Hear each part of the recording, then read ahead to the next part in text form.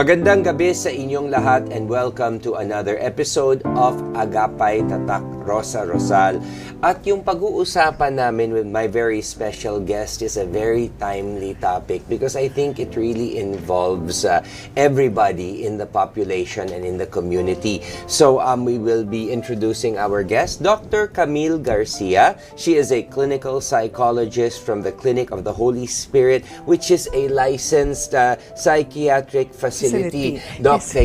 Thank you for joining us this evening. Magandang gabi, William. First time and hindi ko alam, sabi ko kung tatanggapin ko, pero nagulat din ako. Sabi ko, sige, pupunta ako. Okay, thank you, Doc. And it really, it really means a lot because for me, this topic is very close to my heart, and at the same time, it's very timely because kakatapos lang nung earthquake sa Mindanao. Oo. At tamang-tama, this happened on the first day of classes. Diba? Napag-usapan natin off-cam that meron nga itong epekto sa mga would-be learners natin, lalong-lalo na yung mga first time in school. So, ang magiging topic natin for now is the effects of the earthquake or other calamities in Mindanao with incoming students sa school. Yun muna tayo. Doc, syempre 7.8, that was a very strong earthquake. Ano ang naging epekto nito? Okay, unang-una, lalo na doon sa mga first time na papasok, meron ng possibility na meron silang tinatawag na separation anxiety. Tapos habang nag-flag ceremony, di ba, dito nangyari dito nga nangyari. Which is actually a good thing. Can you imagine if they were in the buildings? Lalo na so. Yeah. So, ito yung tinatawag natin talagang double threat for reasons na na-traumatize ka, may trauma ka na nga, napapasok ka sa school, tapos may trauma ka na hindi naman talaga kagagawa ng eskwelahan. So, ang hirap para explain ito kasi merong ibang bata, kung napansin mo, yung mga videos na tinitake nila, parang sinasabi, merong ang dami umiiyak, may mga magulang na sila pa yung umiiyak, sila yung sumisigaw, pero one thing na maganda, merong mga, sabihin na natin, mga teachers at saka staff ng school na talagang nagpa-pacify sa kanila. Okay. And yun yung isang bagay na napaka-importante. Pero siguro, after that, hindi mo pa rin masasabi kung talagang yung batang yung sasabihin, ayoko nang pumasok. O kaya palagi magdadahilan na hindi na ako papasok. So, yun yung mahirap. So, kumbaga, Doc, na-associate nila yung nangyari with the earthquake to their first day of school and to school in general. Yes. So, here, nako-connect nila yung trauma, lalo na sa mga maliliit na bata. Oo. Alam mo, ang hirap, di ba? Merong mga ibang bata, hirap na nga pumasok dahil ayaw talagang mahiwalay sa magulang. Tapos, eto pa na palagi, sasabihin na, pag makikita eskwelahan, may lindol. Kahit na hindi totoo. So, yun yung mga possibility na parang sabihin natin red flags para maintindihan natin kung kinakailangan talaga ng proper counseling or talagang kailangan ng, hindi lang kasi debriefing ito Kasi yun yung mahirap kung during that time, after nung situation na yun, hindi na debrief. Because definitely, you have to validate and acknowledge kung ano yung nararamdaman ng mga bata. Right. Hindi mo pwedeng sabihin, okay lang yan, okay lang. Hindi. Because it's not okay. It's not okay. Kahit siguro sa mga adults yun, parang yung nangyari na yun, sasabihin mo, okay ka ba? Hindi nga hindi ka nga okay Yun yung dapat mabigyan ng tuon pansin ng lahat na pagdating sa ganyan, normal na hindi ka maging okay. And you have to come to terms with it. And just like anything else, it takes a process. Tama, Doc? Yes, may proseso talaga. May proseso. Hindi kasi yan katulad ng adult na i-explain mo, medyo maiintindihan. Siyempre, with kids, young kids, emosyon lang yun no? Oo, totoo. At the same time, siyempre, pag nag-explain ka, ang hirap para explain mo, bakit may lindol? Right. Hindi mo naman sagot yun. Of course. Yes. And even if you answer it, you also don't really know, 'di ba? Even for us, kasi we cannot predict it unlike yung parang like typhoons, you can tell, malakas ang hangin, nagra-rumble yung kidlat kulog, tapos yung formation ng cloud. So you can see that there is a physical manifestation. Ang maganda lang, sana siguro, pagdating sa ganyan, magkaroon din ng awareness ng parents na parang, ano yan, paggalaw ng lupa, parang ganon. Kasi yung iba sasabihin, kagagawa niya kasi masyado na makasalanan ng tao. Oo, hindi dapat. No. Alam mo, Doc, thank you for bringing that up because I think that these old wives' tales, they are not constructive Because syempre, when you're telling something to a child, there needs to be a cause and there needs to be an effect. Diba? Yes. Hindi yung parabang you're pulling something out of... Oo. Tapos, syempre, ikaw sabi niya, naku, nagalit siguro yung Diyos talaga sa amin. So, every time na meron na lang, ganun. Right. Oo. Nakukondisyon yung utak nila na ito yung paniniwalaan nila. Kasi yun ang nakagisnan. Tama? Okay. Doc, so ano ba talaga generally ang dapat? Because I know that more importantly, all of these things happen in the formative stages, and this is a very important stage of development. Tama, Doc? So, siguro first thing, even for adults, for any stressful event or yung sabihin natin isang traumatic experience, you have to acknowledge what they feel. So, parang sasabihin mo, unang-una, parang naiintindihan ko kung ano yung nararamdaman mo. At alam ko na normal lang din para sa kahit sinong nakaranas ng ganyan, iiyak, matatakot, magagalit, yung mga ganon. So, acknowledge. Second, you validate. Okay. So, once, even for adults, 'di ba, pag in-acknowledge mo yung nararamdaman, lalo na kung heartbroken yung tao na yon. Syempre acknowledge mo na sabihin, para yan lang, iiyak ka na, hindi pa pwedeng ganoon 'Di ba? Para hindi mo na pwedeng sabihin na ba't kailangan mo umiyak?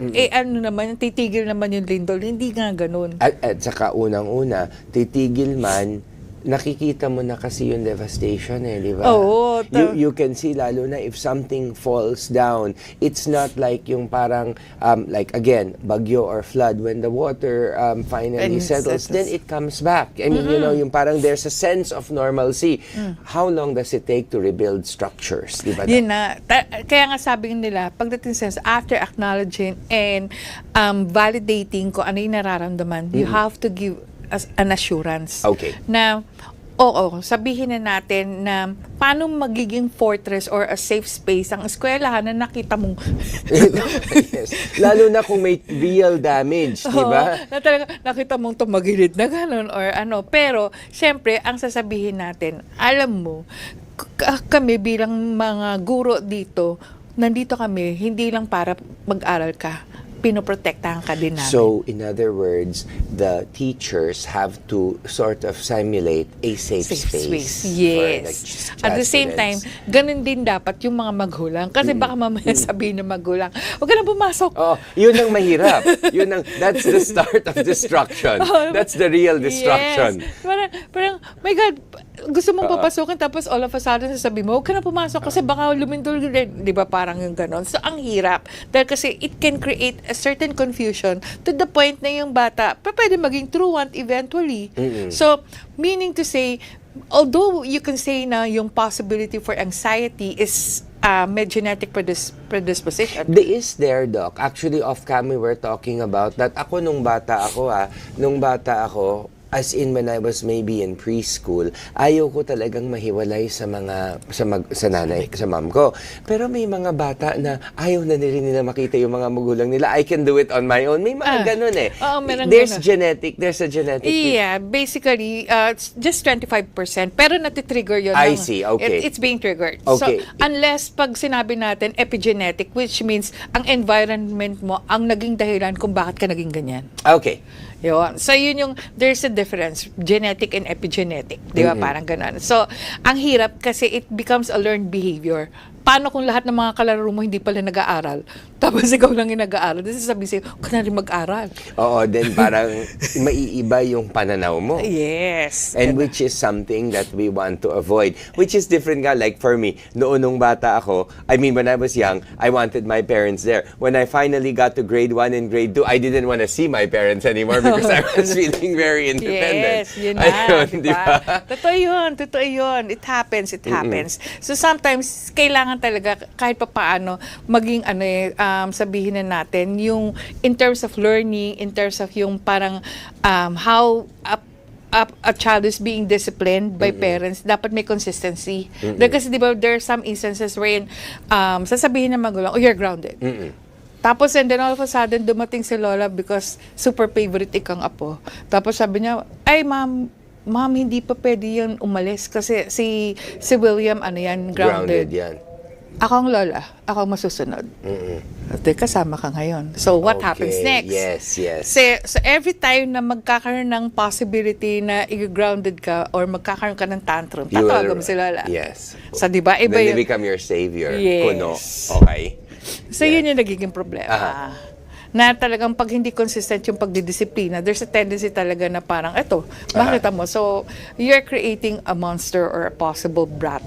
Yes, and these are difficult things to undo, di ba, Doc? Ay, Sa totoo lang. sobra. I think that's where the real problem is. When you can see that you can get away with things as a child, you will tend to use it to your advantage. Oh, of course. So, yun yung mahirap. So, pagdating din sa ganyan, eventually, yung mga ganito na yung mga scenario, lalo ng mga stressful events na ganyan, kung hindi talaga siya na-address ng tama, yung possibility na it can entail yung possible mental health issue in the near future. Right.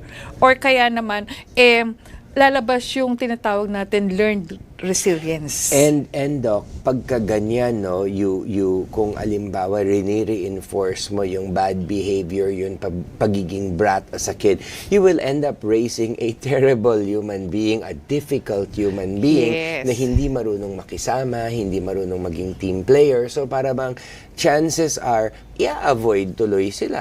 Oo, totoo yun.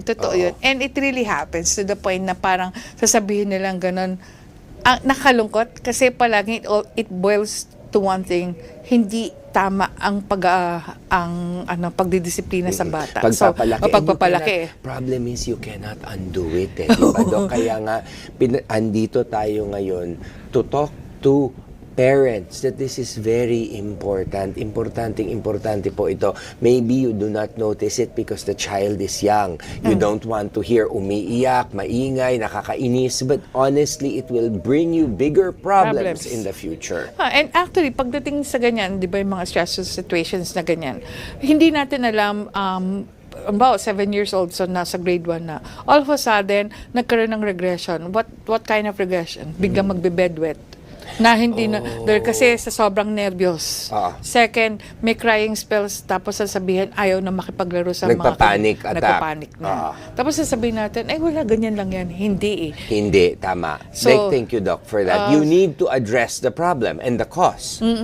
Tapos magugulat ka, iba na yung eating habits. It's sometimes they eat a lot or parang hindi talaga kumakain. Walang appetite, parang ganun. Tapos parang magugulat ka na palaging sasabihin, masakit ang ulo, masakit ang tiyan, palaging sasabihin niya, matamlay, may sakit ako, ganun. So that is already psychological. Yeah, Doc. the somatization na nagiging physical yon. Turns out na, eto na, baka nag-uumpisa na yung, is it anxiety or depression na nag-start? Pero Doc, yung ganyan, tunay ba nararamdaman yan ng bata or it is all in the mind? Akala nyo lang gano'n na it's all in the mind. Pero actually, it's a thing na out of control. Parang hindi niya mapigilan na gano'n yung gagawin, yung mangyayari sa kanya.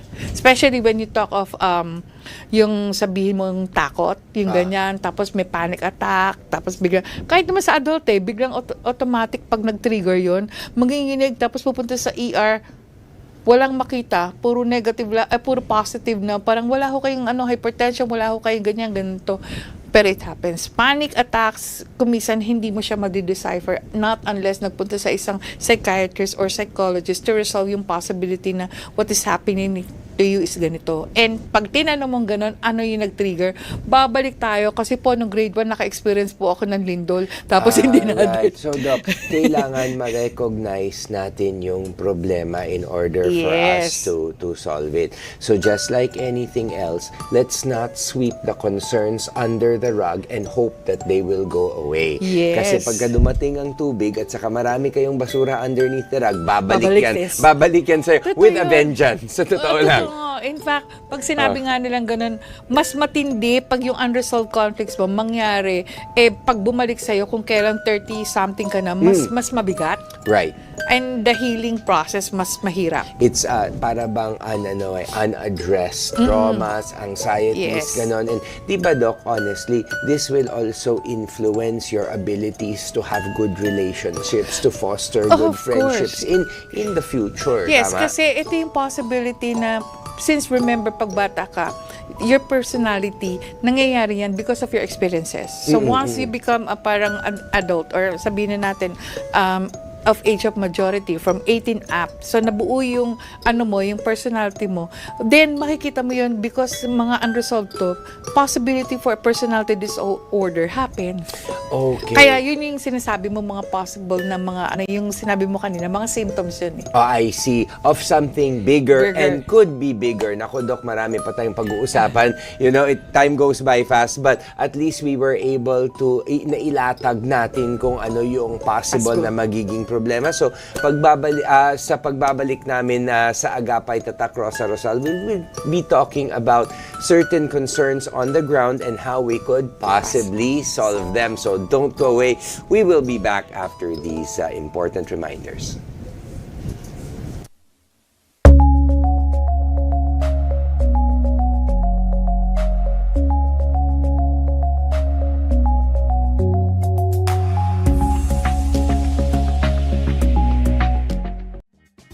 Narito na ang schedule ng inyong paboritong Lotso games mula sa Philippine Charity Sweepstakes Office. Araw-araw ang draws ng 2D Lotto at 3D Lotto tuwing alas 2 ng hapon, alas 5 ng hapon at alas 9 ng gabi. At pagsapit ng alas 9 ng gabi, sasamahan pa yan ng Big Time Games. Tuwing Lunes, magpapapremyo rin ang 4D Lotto, Mega Lotto 645 at Grand Lotto 655. Pagdating ng Martes, magdadala ng panalo ang 6D Lotto, Lotto 642, Super Lotto 649 at Ultra Lotto 658. Tuwing Miyerkules, umaarangkada ang papremyo ng 4D Lotto, Mega Lotto 645 at Grand Lotto 655. Pagsapit ng Huwebes, tutok na sa 6D Lotto, Lotto 642 at Super Lotto 649. Mapapanood naman tuwing Biyernes ang pagbola ng winning numbers ng 4D Lotto, Mega Lotto 645 at Ultra Lotto 658. At tuwing Sabado, abangan ang 6D Lotto, Lotto 642 at Grand Lotto 655. Sigurado namang pasasayahin ang araw ng linggo ng exciting prizes ng Super Lotto 649 at Ultra Lotto 658. Sali na dahil baka ikaw na ang susunod na mananalo. At maging Lotto Milyonaryo. Araw-araw, let's play Lotto! Dito lang yan sa DATV at IBC.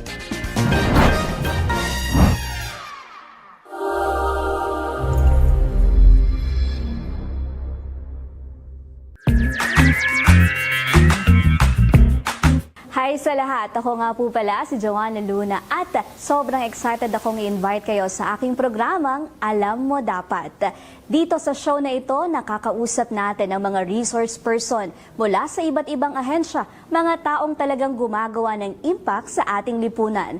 Mula sa government officials hanggang sa community leaders, pag-uusapan natin kung ano ang ginagawa nila, paano sila tumutulong at bakit mahalaga ito sa inyo. Bakit nyo dapat panoorin? Kasi dito malalaman ninyo kung paano gumagana ang mga ahensya, paano na ibibigay ang serbisyo sa publiko at higit sa lahat, mai-inspire kayong humingi ng tulong at gamitin ang inyong karapatan sa public service. At ang pinakamaganda, mapapanood nyo ito dito lang sa DATV. Ang DATV ang inyong go-to channel para sa kaalaman, inspirasyon at impormasyon. Kaya huwag palampasin, tune in, matuto at ma-inspire dito lang sa DATV. Alam Mo Dapat.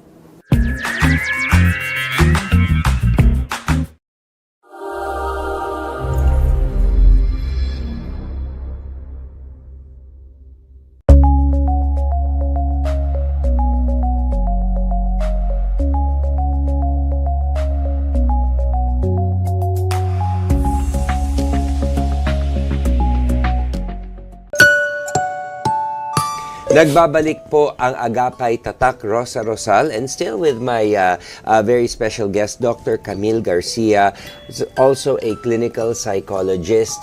Doc, kanina pinag-usapan natin yung mga ibang mga problema. Ngayon naman, let's get into the situation on the ground, because I think in this time and age, hindi natin rin pwedeng ibaliwala or hindi i-consider ang social media, because it seems, Doc, that this has a very, very big effect on the kids today. Tayo, wala niyan eh. Oo, totoo yan. Alam mo, ang hirap dahil kasi pagdating sa ganyan, lahat naapektuhan sa SOCMED. So, definitely, pag sa mga bata, siguro medyo iwasan or limitahan yung mga pagtingin sa mga ganyang videos. Dahil kasi syempre, hala, nasira si fast food chain, gano'n, ganyan. Right. And you know naman how kids relate to Jollibee. Oo, tapos sasabihin na, ba't nagkaganon? Pero yung bahay naman namin, crack lang, pero sa kanila ganon, di ba? Parang nako-compare. And then, akala nyo, ang maapektuhan lang ng SOCMED, yung mga bata na naka-experience nun, yung mga nanonood din. Nandun yung takot na baka mamaya hindi na mapagkatulog sila for reasons na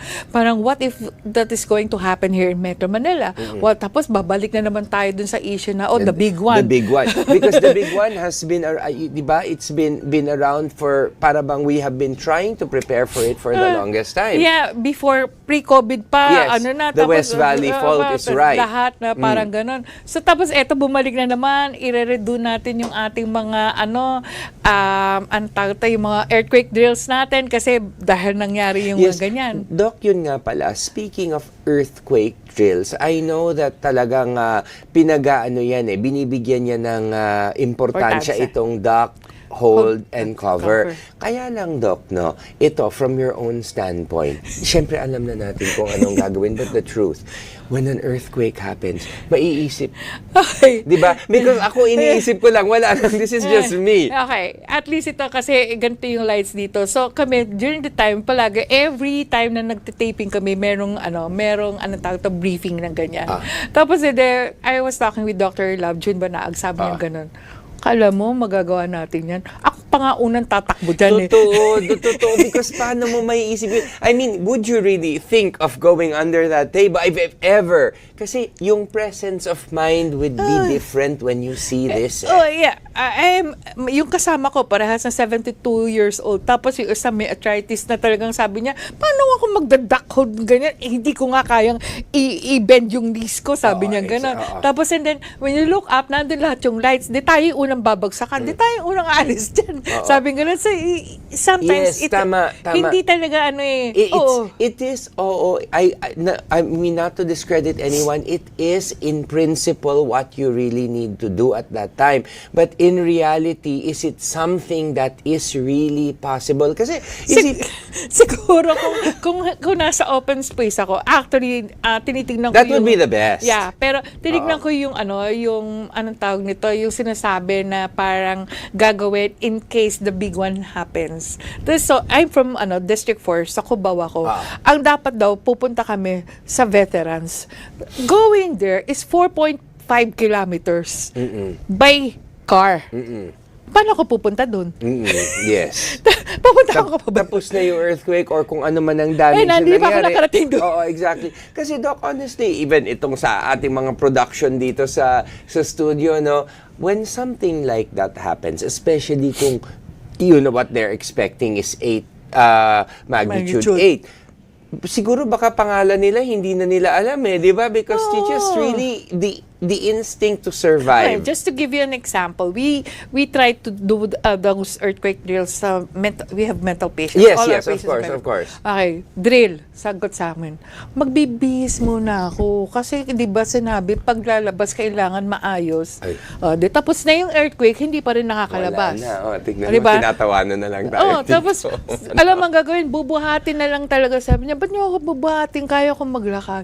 So, kasi we're talking about time, yung time frame na kailangan makalabas from the because you don't also know. Like, for example, you're in a structure, hindi mo rin naman alam how safe that structure or the integrity of the structure that you're caught in at the time that you're experiencing Kaya nga, an earthquake. so, paano pipilitin na isang tao? Di syempre, ikaw na nag-aasikaso sa kanya. Right. Una kang lalabas dahil ayaw niya lumabas eh. Yun. Kaya nga, kumbaga, it's a hodgepodge. Yes. Of so many things. So, Doc, sa like for you, how would syempre kasi everything is all about presence of mind, di ba? Yun ang pinaka-importante, I think. So, let's rechannel it a little bit. When we experience this type of calamity, ano ang dapat natin na maging presence? How should our mind be? Ako natuwa ako, but there's a certain school na pinakita talaga na yung the teachers, sila yung kampante na talagang kinocomfort niya yung mga estudyante niya. So yun talaga, one thing, kahit na sabihin mo nag-iiyakan yung mga estudyante, pero parang sa ganun, just stay down, ganun talagang sinasabi sa kanila in Bisaya. Tapos maggulat ka, parang kalmado naman din. Pero there's this school na di ba tapos bumagsak pa yung mismo kung saan yung shed na ganun. So tapos makita mo, ang unang umiiyak, magulang. So, ang hirap na yung bata, sinabihan ng teacher, kalmado, tapos yung nanay, kinukuha yung anak niya, tapos nag-iiyak. So, ang hirap. Pag gano'n talaga. There's a tug of war. In diba? emotions, yes. So, yung emotion mo, talagang parang nagtatalo talaga. So, syempre kasi magulang yun. At the end of the day, you're only a teacher, di ba? So, para bang syempre, in order of hierarchy. Siguro pagdating sa ganyan, napaka-importante, one thing, ang hirap sa mga ibang magulang. Pag sinabing general orientation ng estudyante, ay ng parents at saka ng teacher, hindi umatin. Tapos pagdating sa ganyan, may pinag-usapan daw tungkol sa bullying, may pinag-usapan daw tungkol sa safety practices. Bakit hindi na lang nilagay sa GC? Hindi siya importante, ibang klase yung possibility kung paano siya magagawa, di ba? Yes. So talagang kinakailangan din kahit paano, try your best to be involved. Okay. Yun yung yung involvement din ng parents. And then second, communication is the key. It's always the key. Very important. In everything, communication is very important because I personally believe that there is nothing like that good communication cannot solve.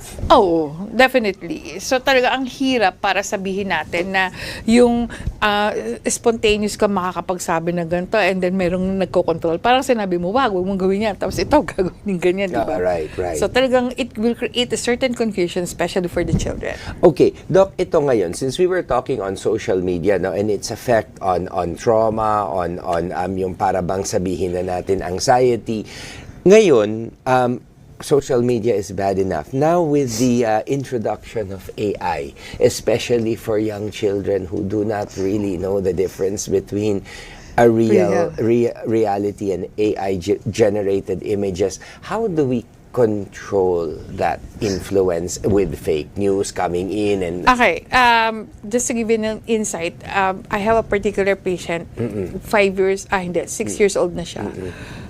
Nakikipag-communicate siya sa AI, pero porn. oh no. So sa susunod yun ang topic natin. No, Porn seriously, porn at porn 5 years. addiction. At 5 years of Yes. age.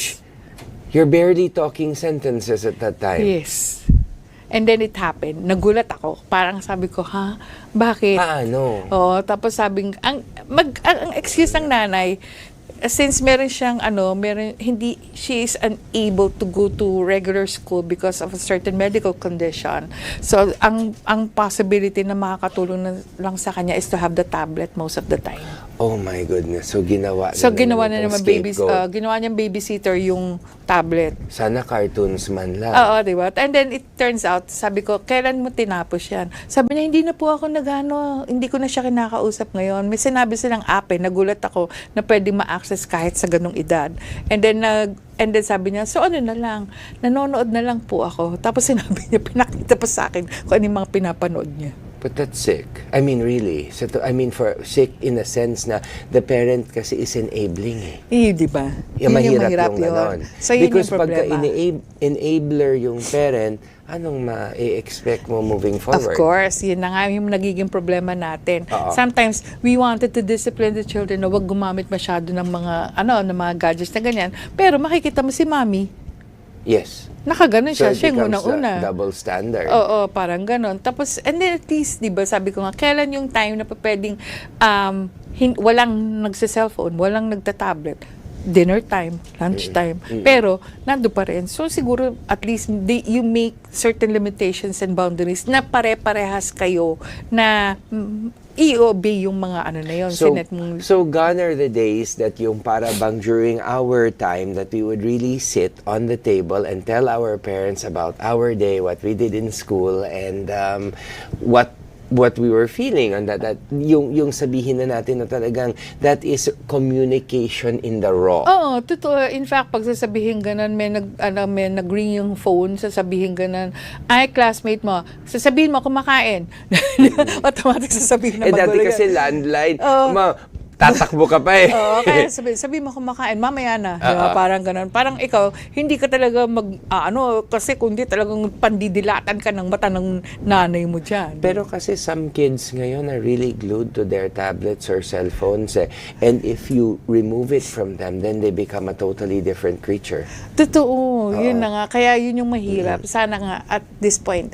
Alam mo, yun yung sometimes we do not read kasi between the lines ng yung mga games at saka mga apps na yan. May mga nakalagay naman agad yun na parang if you're ganito, limit the child to see this, to view at 30 minutes. Tapos pag 5 to 6 years old, may ganun. Pero, hindi agagawin naman na kasi- skip Oo. yun. At saka hindi rin naman yung mga, ang napapansin ko, what people were happy with, sige, you're given 15 minutes, they're happy today, tomorrow, but later on, magsistretch yan until yung para bang it's just Oh, a tapos, matter of time. and then magugulat ka, syempre, sabi mo, hindi na siya nagta-tablet. Yung pala hindi natutulog. Kasi sa gabi naman ginagawa. Okay. Lahat tulog na, siya gising. Pero Doc, sa kabuuan, no, ano ang nagiging epekto na ito ng ito sa development ng isang bata? Okay, basically, sabihin na natin, very good ang effect dapat ng mga tools na ito. Dahil kasi it gives information, it helps you connect yung mga possibility to connect with friends and everything. Pero pag sumobra, alam naman natin, Or magamit sa hindi magandang... Sa hindi maganda. Siyempre, pag naging dependent ka doon, nagkakaroon ng tinatawag na grooming. Kasi there are certain instances wherein yung mga apps na talagang magugulat ka, nag-groom pala yung mga bata to do certain hindi magandang gawain. Like, pag nag-groom ka, pwedeng, syempre, they give you gifts dun sa games, and then eventually, sexual pala yung mga ganon. So, tapos, and then, I had an experience before that was 3 years ago. May mga peer dun sa na yun, sa app na yon, and then sinabi sa kanya nag-dare commit suicide, and he did. Oh no, as in dahil it was an influence of the app? Yeah, sinabi kasi it's an app, and then parang walang parang your names are not this parang you cannot discern kasi you use another name, and then parang dinare sa kanya, sabing ganun nung isang doon, sabi sige nga, subukan mo mag-end ng life mo. And he did. Tapos, nakakalungkot, during the time ng wake, yung sinabing code name, nandoon, nag-visit sa wake. Pero hindi na alam kung sino. That's very... And so, super affected yung family. I can imagine. That is a waste of life. Totoo. And the kid, bali 17 years old yun. 17. Pero kung tutuusin, 17, pwede ka na at dapat may discernment ka na. Oo, di ba? Oh. Bakit I mean, dapat, yes. Oo. Pero, because if yung na-pressure ba, ganun, so nakakalungkot. It happens. And are there more cases of these tragic incidents in this time in age than, let's say, in 2 generations or 1 generation? The youngest that I had na naging actually, sinabi lang sa akin yung case. It's from another network, 9 years old. Talagang tinuloy niya yung suicide niya. 9 years Because old. of pressure na mababa yung grades. Nako, Doc, alam mo, this is I'm learning things in this episode na hindi ko alam that actually ever existed. Pero syempre importante 'yan. Pero pag-uusapan natin sa aming pagbabalik kung ano ang pwedeng mga solusyon to be able, kasi we talked about the problem, we introduced it. Ngayon solutions naman tayo, which is the good news, no? Okay. Now we will end on a good note. So don't go away. Agapay Tatak, Rosa Rosal will be right back after a few important messages.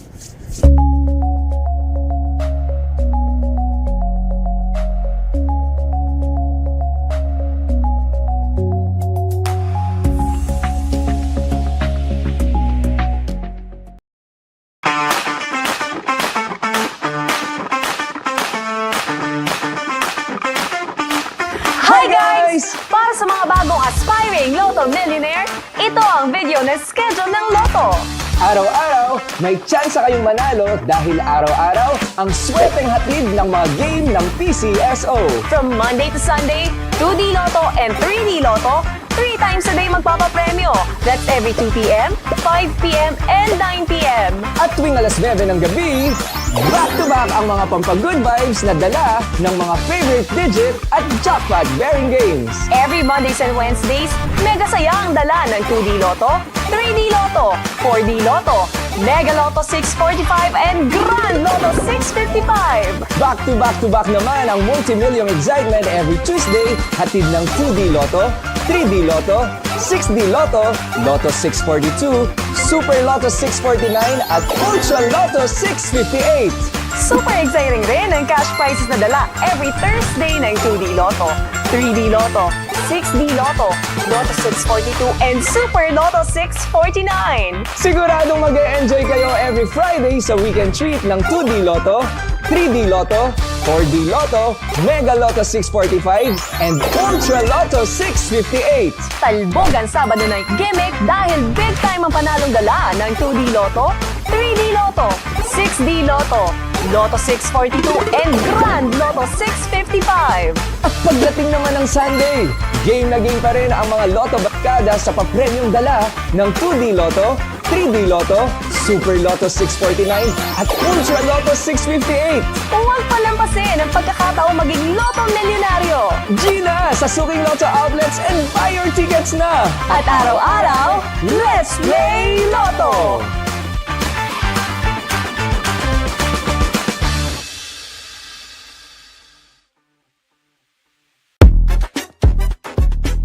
Mga kaloto, alam nyo ba, may simple, fun, and exciting way para manalo ng cash prizes araw-araw dito sa PCSO? Yup, I'm talking about 2D Lotto. Sa 2D Lotto, may 3 daily draws from 2 p.m., 5 p.m. at 9 p.m. Kaya 3 chance din para manalo araw-araw. To play, ganito lang yan. Pumunta sa pinakamalapit na Lotto outlet at kumuha ng 2D Lotto Play Slip. Pumili ng 2 numbers from 1 to 31. Wala ka pang naisip na lucky numbers? Don't you worry! Lucky Pick is here. Sa Lucky Pick, ang Lotto Terminal na mismo ang pipili ng numbers para sa'yo. Next, pumili ka ng amount per combination na nais laruin. Mula 10 pesos to 500 pesos yan. At kung tumama ka in exact order ng winning numbers, besh, panalo ka ng 4,000 pesos per 10 peso play. Gusto mo ng mas malaking chance manalo? Try the Rambolito. Kahit hindi in exact order ang winning numbers mo, panalo ka pa rin ng 2,000 pesos per 10 peso play pag napili ang numbers sa ticket mo. Busy person ka? No problem yan dito. Dahil you can play for 2 up to 6 consecutive draws. Just mark your desired number of draws sa advanced draw section ng play slip mo. Watch 2D Lotto Draws live sa IBC 13, DATV at sa PCSO social media account. So make sure nakabangka at baka numbers mo na ang winning combination. O diba? Quick, easy at nakaka-excite maglaro at manalo sa 2D Lotto. So ano pang iniintay mo? Bili na ng ticket sa Lotto outlet nearest you. And who knows, baka ikaw na ang next ka-Lotto winner. Araw-araw, let's play Lotto! Ang larong patok na patok sa panlasa ng mga Pinoy, ang game na hitik sa saya at papremyo. Tara na, let's play 3D Lotto! Playing 3D Lotto is as easy as counting 1, 2, 3. Piliin at markahan ang tatlong numero mula 0 hanggang 9 sa inyong 3D Lotto Play Slip. Hindi makapili, go for Lucky Pick or LP para automatic ang Lotto Terminal na ang pipili ng numbers mo. Play it your way! Standard play, markahan ang 3 numbers sa play slip. Kailangan mo lang makuha ang 3 numbers in exact order sa winning combination. Rambolito play, markahan ang Rambolito sa play slip. Pumili ng tatlong numerong nais ninyong laruin. May dalawang paraan para manalo sa Rambolito. Una, 3 different numbers. Mayroon itong mabubuong 6 number combinations. Ang panalo dito ay 1,500 pesos per 10 peso play. Pangalawa, 2 same digits and 1 different. Dito naman, tatlong combinations ang mabubuo. 750 pesos per 10 peso play naman ang panalo. Don't forget to mark how many draws and how much you want to play for your combination. Magkano nga ba ang pwedeng mapanalunan dito sa 3D Lotto?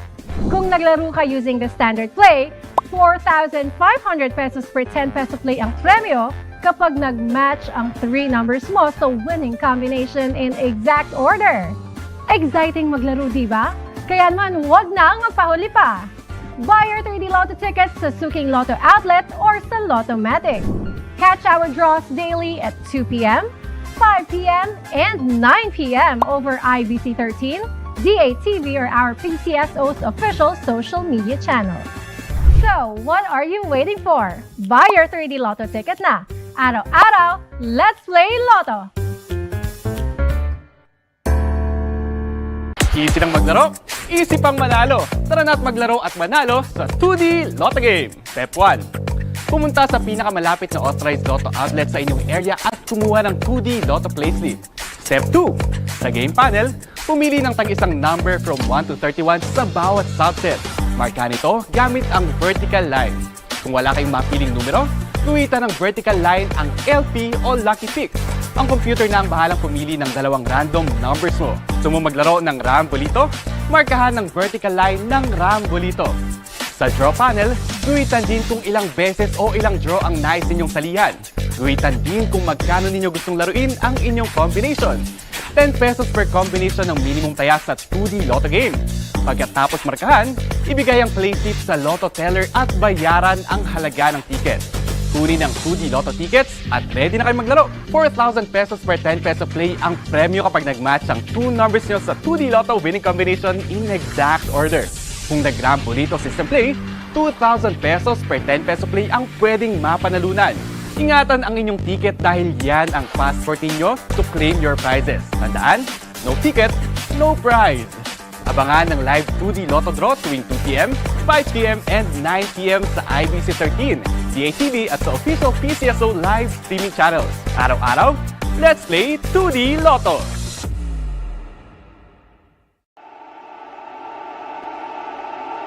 Fall in love with Metro Manila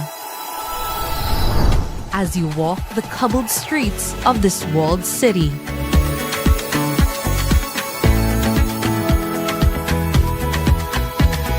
Where you can find peace inside old churches built hundreds of years ago. Within the city are refreshing pockets of nature.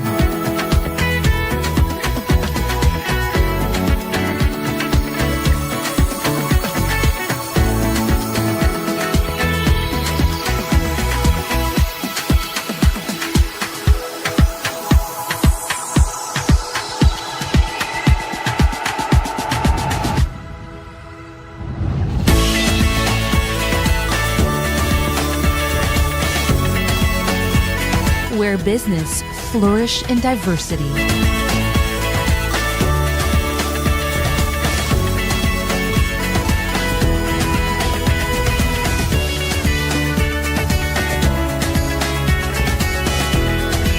Where new friends meet. A city where you'll keep coming back for more.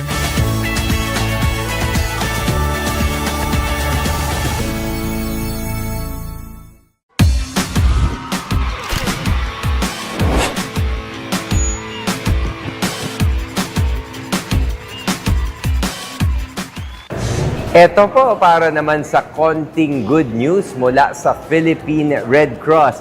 They have something actually very innovative, very handy, and very, very convenient that helps a lot of people. Itong Safe Card na ito.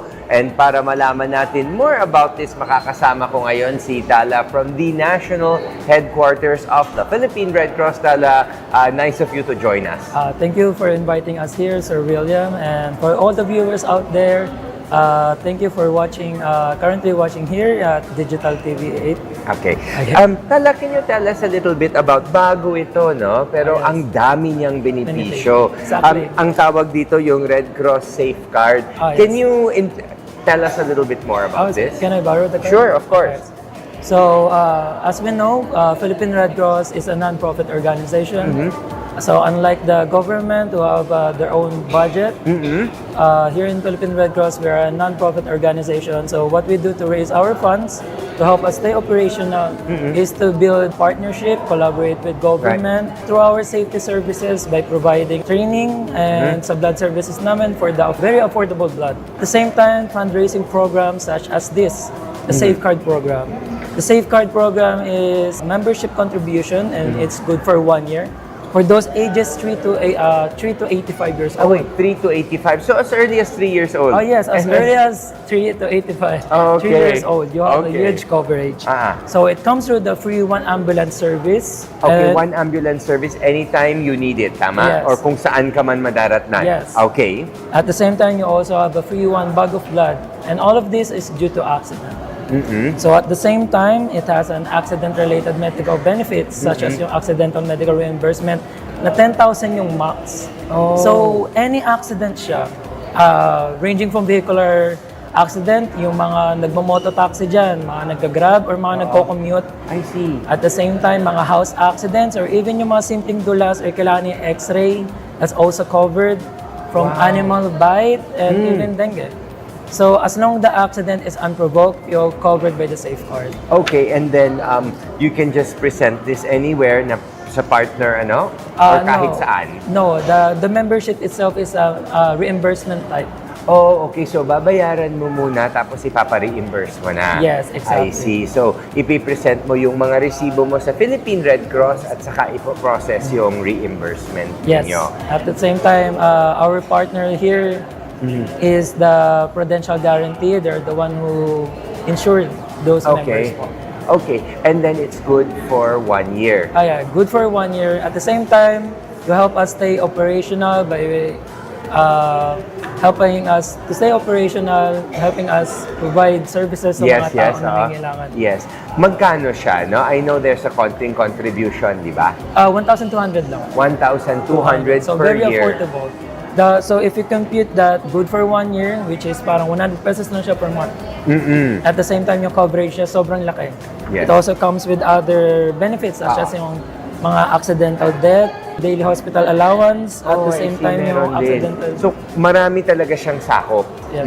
At the same time, you're helping one of the huge non-profit organization here in the Philippines. To also give back to the community and thereby give back to the people. Sige, so Tala, can you invite our viewers na mag-avail na po sila ng ating Philippine safeguard Red Cross. mula Okay. sa Philippine Red So Cross? for everyone watching here right now, please be part of our mission of saving lives at the same time protecting yours. Avail a safeguard now.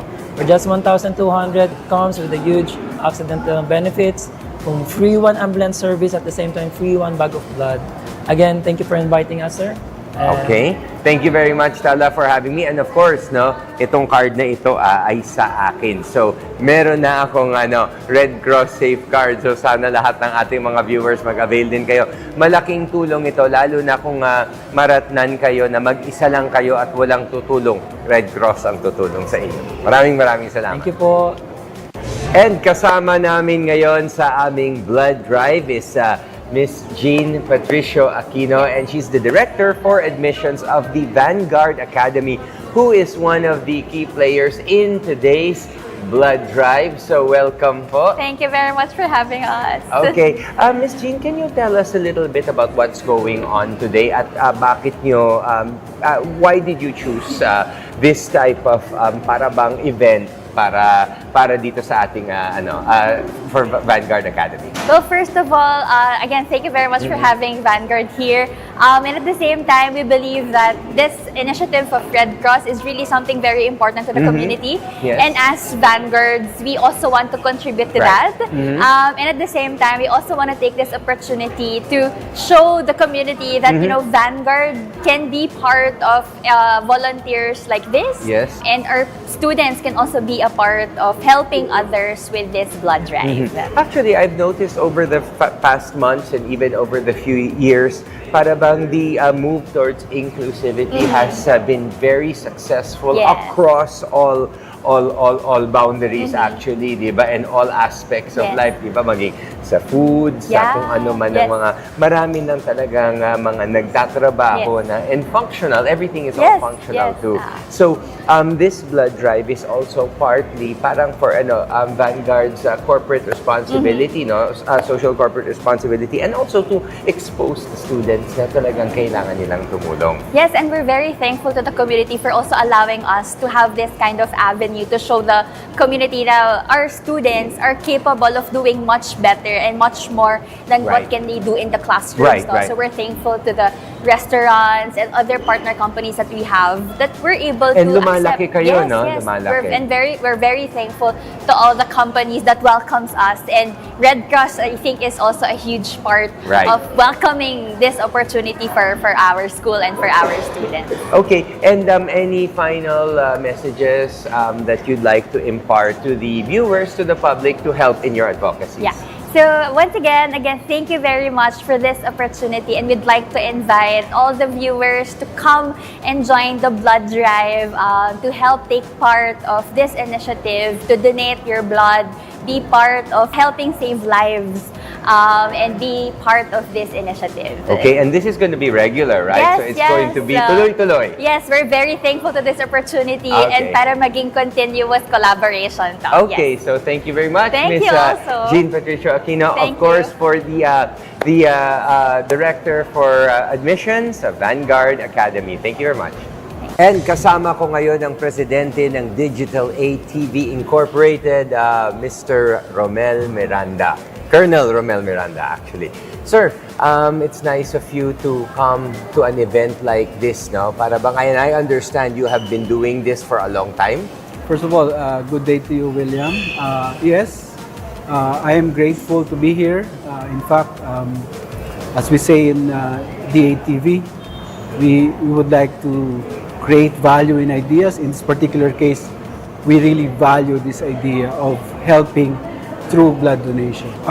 I have had personal experiences in this kind of activities, but I think as an organization, Digital 8 would like to be partner in this type of activities or events wherein we would be able to share a little of ourselves to the people. Yes, at malaking tulong ito sa mga tao na nangangailangan ng dugo because there are a lot of concerns with blood, like dengue, for example, is on an uptick. So, syempre, itong pagdodonate natin, makakatulong din tayo, many people. Sabi nga nila, and also for me, I agree that whatever your age, gender, religion, it is the same blood that will save Oh humanity. yes. Alam mo, bilang tao, no, ang tingin ko, lahat tayo may responsibilidad na tumulong sa ating, particularly dito sa ating bansa na maraming mahirap ang access sa mga medical services.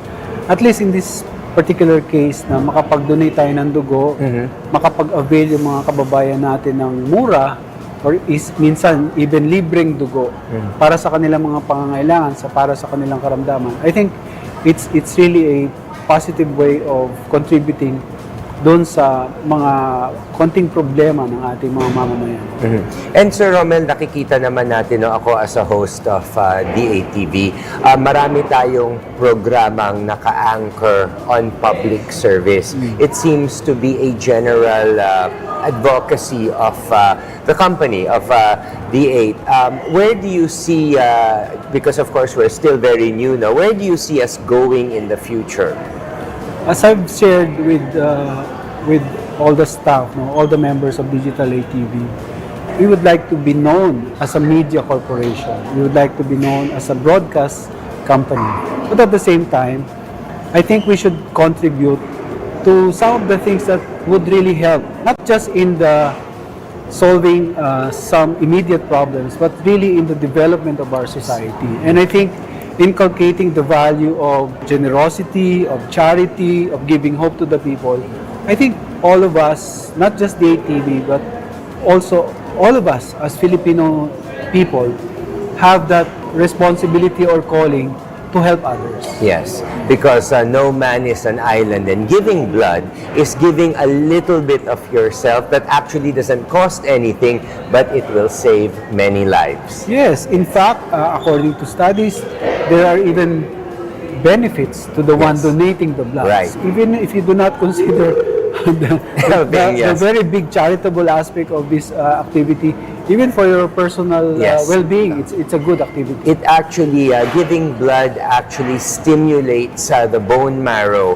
to produce more red blood cells and thereby making the body much healthier. Kung baga sa kotse, nag-change oil po tayo, something like that. You know, ako personally, William, this is a funny story because I started donating blood just to overcome my fear of needles. Oh, okay. Ako, so- I'm still scared sometimes of needles. I think all of us are. How you would like to conquer yourself sometimes.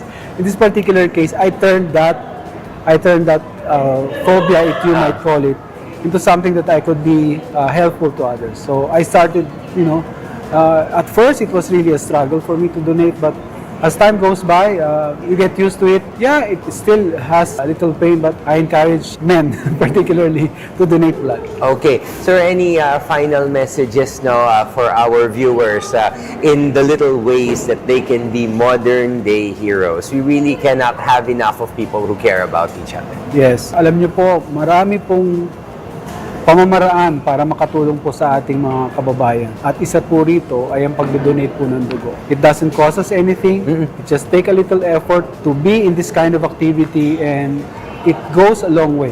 Makakatulong po talaga tayo sa mga taong nangangailangan. Okay. Maraming salamat to our President, Colonel Romel Miranda, President of DATV. Thank you very much. Thank you, William.